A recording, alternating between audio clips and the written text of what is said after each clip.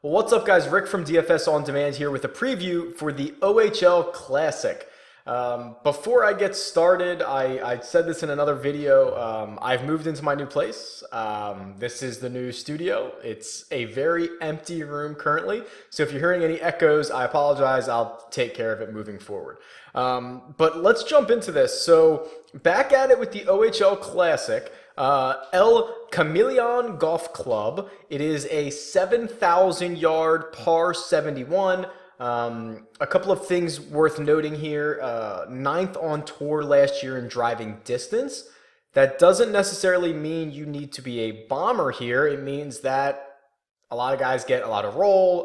They're hitting it further here, using the shot length driving distance than other places. If you look at some of the past winners, Graham McDowell, Pat Perez, certainly not classified as bombers. So you don't need that in your repertoire. You really don't need to hit the ball particularly straight. The rough is not very penal. It's more of a second shot course, but more than anything, it's really just a birdie course. You're going to have to go low. The course plays under par usually, meaning that if you're making bogeys, you're in deep trouble. Even if you're making pars, you're probably losing ground on the field. So we're going to look for a lot of birdie makers, bogey avoidance. Those are going to be the types of stats that we're looking for this week. This is the DraftKings lobby. Quite honestly, with some of the tools that I've built, this is becoming more and more useless to me. So you're going to see me get away from this lobby and you're going to see me go to my tools much more often. These tools are available on dfsondemand.com. It's part of the subscription package. It's a pretty good price. You probably can't beat it. But here's what we have for this week, and this is our cheat sheet. So I'll just talk about a couple of players that I think are of most interest. So we have Rickie Fowler in the field, but notice that he has not played since the Tour Championship. He has never played here. Not that I think Rickie Fowler is ever fool's gold, because I'm a very big Rickie Fowler fan. I roster him quite often in DFS, but a guy who's taken as many weeks off as Rickie Fowler and he doesn't have any course history here is a bit nerve-wracking. So I'm probably likely to limit my exposure to Fowler when I would normally have much more of him. Now, right below that at 11,300 is Pat Perez. And is there a hotter guy on tour? I mean, let's just go back to let's go to our tour stats here. So this is another little tool that I have, and I've just filtered this basically since September 4th, which is the Dell Technologies Championship. And what you'll see is Pat Perez is averaging more DraftKings points since that date than any other player in this field. He's played 6 times. Luke List has also played 6 times. Fowler's played 3 times. So there are some pretty good names here, but Perez is just absolutely destroying this fall swing and the end of last season. If we go back to the cheat sheet here, you can see since the Dell, his worst finish was that 24th at the WGC, which is a much more difficult field than this is going to be. He won the CIMB Classic. He won top 5 at the CJ Cup. Just piling up basically the top 15s. Oh, also, he's the defending champion. So very clearly some good vibes here at Mayakoba, and Pat Perez is certainly going to be a chalky option, but for good reason. Very rarely do you get the intersection of form and past performances and course history that we get from Pat Perez this week. Below that, I think there's a couple interesting options, and what I like is this cheat sheet's really interesting to just run through and see who's playing well. Webb Simpson has withdrawn. I should remove him from here, so take a note there. Webb Simpson has withdrawn this week. I think Chesson Hadley, who when he gets enough stats, I will fill these in, but he didn't have enough to qualify here. We talked about him last week. I'm actually a big fan of him long-term, and especially in weaker fields. So I think he's going to be pretty popular. I think that Charlie Hoffman presents himself as somewhat of a contrarian play. He's coming off an 18th at the Shriners, but before that, he hadn't really been lighting it up. There's a couple of respectable finishes there, but nothing too outrageous. But he's won this tournament before. He won it in 2014, and now you get the opportunity to buy on Hoffman, who, in another week might have been over 10,000. I just think he's maybe $500 cheaper than he should be here. So Hoffman's on my radar.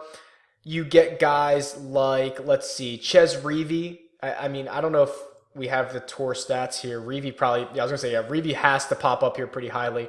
In that same time frame that we used, and this is so good too. Okay. So in that time frame same time frame we used for Pat Perez, here it is for Ches Reavie. You can see he's averaging 71 DraftKings points, which is is that the second or third most in this field? What am I looking at here? Let's see.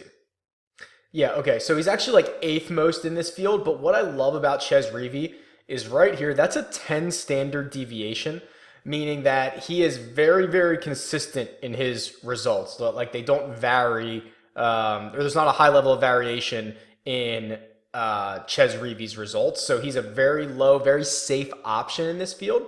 So if you're looking for cash game plays, he is certainly a guy that I would want to consider.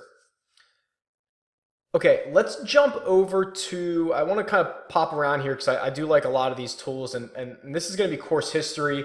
I have it just broken down by the OHL Classic, or the two names that it's gone under, which is OHL Classic and the Mayakoba Golf Classic. And then basically I'm using all years that I have, which is since 2008, because we played on the same course the entire time. If I just sort out players who are in this field, you see Graham McDowell tops the list, but also remember, he's only played this twice and he won once. So what you're going to find is that, here we go. So first and the 24th, that's going to be a little bit kind of skewed. I'm looking for players that have more course history. Here's Jason Bone, who's played it 5 times. And it's basically been essentially the last 5 years. And he's got 3 top 7 finishes. So Bone, if you're strictly looking for someone who's a course horse, I think might be interesting. And then here's the kind of the big one that should jump out at you. It's Russell Knox, and he's played it 5 times. And we've talked about Russell Knox again. Within the last couple of weeks, we've talked about him. So a 3rd place last year, a 2nd place the year before that. He's never missed a cut here. And then if we just look at, sorry, I was confused here. So a 2nd and a 3rd is that really good course history. And we've talked about Knox towards the end of last season about being a guy who can heat it up. He's going to be a volatile option. He's not going to be a guy like Ches Reavie who's going to go out there and be very consistent. Knox might be just as likely to win this thing as he is to miss the cut, but you're looking at 2 really good past performances the last 2 years. It's going to be hard to overlook at 8,500 in a fairly weak field. While we're back here, I do want to point out this stat category here, birdie or better. So this is just the PGA Tour's birdie or better stat from last season. A couple of guys that I think are worth noting. No surprise to see Ricky Fowler there. Anirban Lahiri, another guy that we've talked about in weaker fields, he shows up on that list. And then speaking of lists, we have Luke List. So let's see if we can find Luke List. When we do course history, when we do key stats, Luke List pops up a lot. He makes a lot of birdies. Is essentially why, right? He pops up on a lot of these lists, but you can see his results lately have been a lot better. That's a 20th place last week at the Shriners, a 5th at the CJ Cup, a 13th at the CIMB Classic, and a 37th at the Safeway. So that is basically that's your swing season right there. Okay, so to start the swing season, he's 4 for 4, and he's averaging what? Let's see here. If I get out of the way, 77.8 DraftKings points over the course of those 4 tournaments. You're going to need to make a lot of birdies to win here. And does he have any history? Oh, okay, and a 7th place finish last year. So if you're looking for a guy, check out Luke List. I think he makes for a pretty viable option. Okay, let's talk about a few more guys here. that I want to point out. Wee Kim kind of jumps off the chart a little bit just because he is coming off a second place at the Shriners, a fourth at the CJ Cup. No significant course history here to be optimistic about, but again, it's the swing season. They're weak fields, get guys who are playing pretty well at the moment. And then you have, okay, so I do think Graham McDowell's really interesting, but maybe not necessarily in a positive way. So he's coming off a 10th place finish at the Shriners. You know that he has won here in the past. I guess I'd just be a little bit concerned about riding him, hoping that lightning strikes again. And what I mean by that, and let's see if I can show you. Graham McDowell just hasn't really been that good recently. So let's see if we can find him. So here's his PGA Tour stretch. You can see he doesn't even play a ton of PGA Tour events. If I add the Euros in and the majors, you can see recently it's been pretty good for Graham, but going back towards his last 10, 12 events, it's a lot of missed cuts in there. I think I'm very, very, very cautiously optimistic about him just because of the course history, and he played well last week. I just think that the rest of the industry is going to be very, very overweight on McDowell, making me temper my expectations. Like, if he's 25% owned, what do I want of him? Like 7%?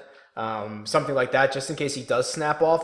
I just don't know how it's going to be profitable or how you're going to have an edge playing McDowell this week with the likelihood that he kind of lays an egg. So maybe a little bit of a game theory discussion to have around Graham McDowell, but I'll be underweight on him.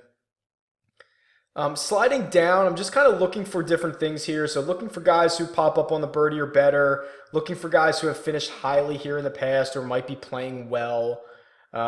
Instead of Graham McDowell at 7,700, there's other guys I like below him. I mean, we've talked about Patton Kizzire before. That's now 2 straight top 10s coming in. We talked about him last week and he rewarded us. So these are the type of players I would prefer to have, guys who aren't major champions that have a ton of starts on the PGA Tour coming ahead of them, guys that are just, begging to win golf tournaments to solidify themselves on tours is really, really what I'm looking for this time of year. Continuing to go down the list, I think there was a couple others that I thought were interesting. Maybe I'm crazy, but when you get down here and you start getting guys who are like over 20% birdie or better in this price range, it's going to pique my interest. Like, there's Brandon Hagee, who we talked about at the end of last year as a solid player. He pops up.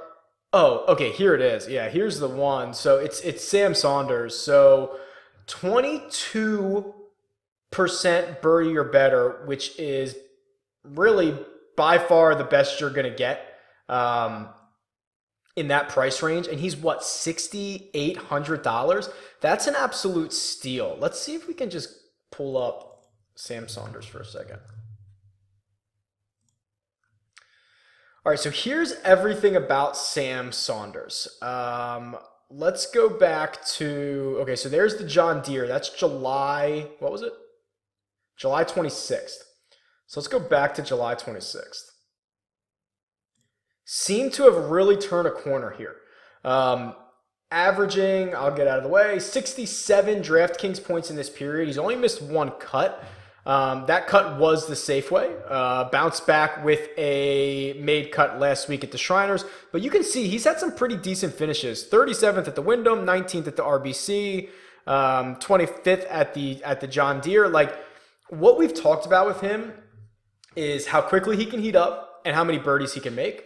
The birdie or better percentage shows that. This is a guy that also on the web.com, didn't he shoot a 59 a couple weeks ago? Like, that shows you how low this guy can go. This is the type of player that, honestly, it's basically a steal at $6,800 because there's no one else in that price range that has the upside that Saunders does. Of course, he's going to be volatile. If he wasn't, he'd be $10,000. So you have to eat that a little bit. But, I mean, come on. Like, this is not the profile of a $6,800 golfer in this field, quite honestly. So Sam Saunders is another guy that I'll be overweight on. And that's probably it. That's the bottom of this range here. Yeah, probably nobody else. I mean, you could take a couple flyers on high finishes, right? Like you could take a flyer on Sabatini, who had one good year here. You could take a flyer on Patrick Rogers or something like that. So, and that's probably what they are, is just flyers. But I think with Saunders being down there, it presents a couple of pretty good options. Graham McDowell, if you're willing to take a piece of him, opens up some options. So I think we're okay there. That's it. Before I wrap it up, I will say all of these tools are still a work in progress. I've got a bunch of them up there on the site right now, but I'm really updating them constantly to get them better for the January, kind of like the full season start. If you have feedback, I've heard from some of you already, that's been really good stuff. Send it my way. I'll try to make as many updates as possible. Best of luck this week, and I'll talk to you guys soon. See ya.